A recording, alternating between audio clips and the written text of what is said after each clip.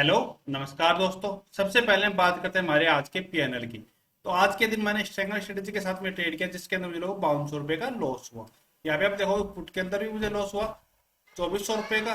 तो कॉल के अंदर भी मुझे लगभग 2800 रुपये का लॉस हुआ। दोनों ट्रेड में मुझे लॉस हुआ, तो 5200 रुपये का लॉस हुआ। ये बहुत कम होता है कि मुझे लॉस हो, लेकिन लॉस हो चाहे प्रॉफिट हो, ट्रेडिंग के अंदर होता ही है। ये हम नहीं बोल सकते कि रोज हमें प्रॉफिट ही होगा। बिल्कुल 100% एक्यूरेसी वाली कोई भी स्ट्रेटेजी हमारी नहीं होती है।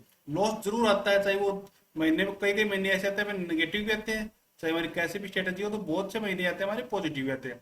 लेकिन अगर हमारा सही रिस्क रिवार्ड है, सही डिसिप्लिन है, तो पॉजिटिव वाले जो महीने हो या फिर डेज हो वो हमारे बड़े होने चाहिए, और जो लॉस वाले हो वो हमारे छोटे और कम होने चाहिए, तो हम प्रॉफिट में रहेंगे। अगर दोनों सेम रहेंगे तो भी हम प्रॉफिट में नहीं रहेंगे, या फिर लॉस वाले बड़े रहेंगे तो भी हम प्रॉफिट में नहीं रहेंगे। तो इसलिए हमेशा ध्यान रखना, अपने रिस्क रिवार्ड को सही तरीके से मैनेज करना चाहिए। अभी चलो मैं आपको मेरी ऑर्डर विंडो यहाँ पे दिखा देता हूँ। तो ये मेरी ऑर्डर विंडो यहाँ पे आप देखोगे, तो 9:46 पे मैंने ट्रेडिंग को स्टार्ट किया था। 9:50 पे दूसरे को ही मैंने ऐड किया, लेकिन मार्केट बहुत ज्यादा वोलेटाइल हुआ और मेरे एडजस्टमेंट आज के दिन ज्यादा काम में नहीं आए और मेरे ऐसा हिट हो गए, तो लॉस मैंने बुक कर लिया। फिर मैं ये भी नहीं है कि और ट्रेडिंग करता हूँ। यहाँ पे आप देखोगे 11:20 पे मैंने ट्रेडिंग को बंद कर दिया था। उसके बाद में मैंने कोई भी ट्रेड और नहीं बनाया। अभी चलो हम थोड़ा ऑप्शन चैन को देखते हैं कि ऑप्शन चैन में क्या दिखा रही है। उसके बाद में हम देखेंगे चार्ट के ऊपर चल के कि हम ट्रेडिंग कैसे कर सकते हैं। तो ऑप्शन चैन के ऊपर हम चलते हैं, तो 24,500 के पुट के ऊपर हमारा अच्छा खासा ओआई है। उसके बाद में 24,600 के पास भी हमारा ओआई अच्छा खासा पुट की। कॉल की साइड में बात करें तो 25,000 के पास है, जो काफी दूर है यहाँ से, लगभग 300 पॉइंट दूर है रेजिस्टेंस। तो मैं अगर 200 से 300 पॉइंट का मूवमेंट मिल भी जाता है तो बहुत अच्छा हमारे लिए रहेगा। तो ये हमारे लिए कोई खास रेजिस्टेंस यहाँ पे नहीं है। तो हमारा व्यू क्या बना मार्केट के अंदर, ऑप्शन चैन के हिसाब से पॉजिटिव है। अभी चलो हम पीसीआर की वैल्यू भी थोड़ा देख लेते हैं कि पीसीआर की वैल्यू हमें क्या दिखा रहा है मार्केट। पीसीआर की वैल्यू हमारी 1.26 तो इसका मतलब मार्केट यहाँ से भी हमें थोड़ा पॉजिटिव साइड में ही जाने की संभावना पूरा लग रहा है। पीसीआर की वैल्यू भी हमारी पॉजिटिव हो। अब चलो हम चार्ट के ऊपर चलते हैं और चार्ट से देखते हैं ट्रेडिंग का कैसे कैसे प्लान कर सकते हैं। तो चार्ट में हम पहले कल वाले दिन का डिस्कशन करें। तो कल के दिन मैंने साफ साफ बोला था कि मार्केट के अंदर जो ये सेलिंग आई है, अगर ये सेलिंग एक्सपायरी का मूवमेंट है, तो कल मार्केट इस स्विंग को ब्रेक करके अपसाइड में निकलेगा। जो यहाँ से स्टार्ट हुई है इसी एरिया के आसपास आके मार्केट क्लोज करेगा। बिल्कुल वही हुआ, 24,700 के आसपास ही मार्केट लास्ट में आके क्लोजिंग किया है। तो मतलब कल की जो सेलिंग थी वो सिर्फ हम मान सकते हैं एक्सपायरिंग सेलिंग थी, उसके बाद में ये हम मान सकते हैं। अब चलो हम आगे देखते हैं काम कैसे कर सकते हैं।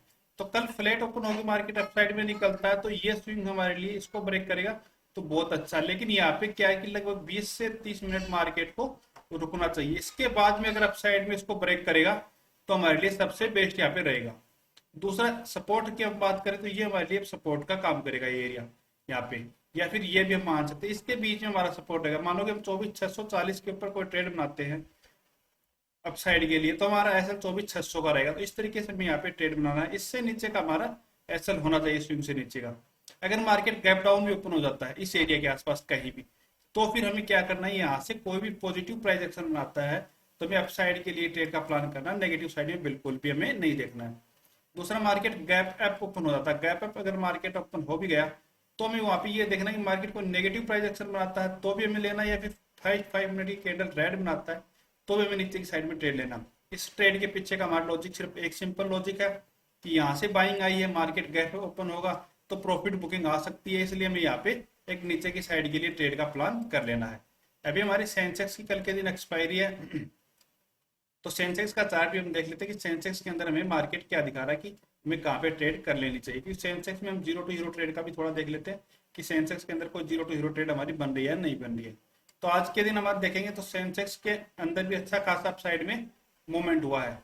तो अब हमें क्या करना, मार्केट कल फ्लैट ओपन होता है सेंसेक्स और यही 80,600 के आसपास टाइम स्पेंड करता है लगभग 12 बजे तक।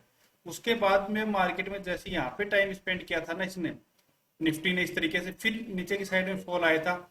इसी तरीके से 12 से 1 बजे के बाद में नीचे अप साइड में निकलता है तो फिर हम वहाँ पे बाइंग की कर सकते हैं जीरो टू हीरो ट्रेड के लिए। इससे पहले हमें जीरो टू हीरो ट्रेड का प्लान बिल्कुल नहीं करना है।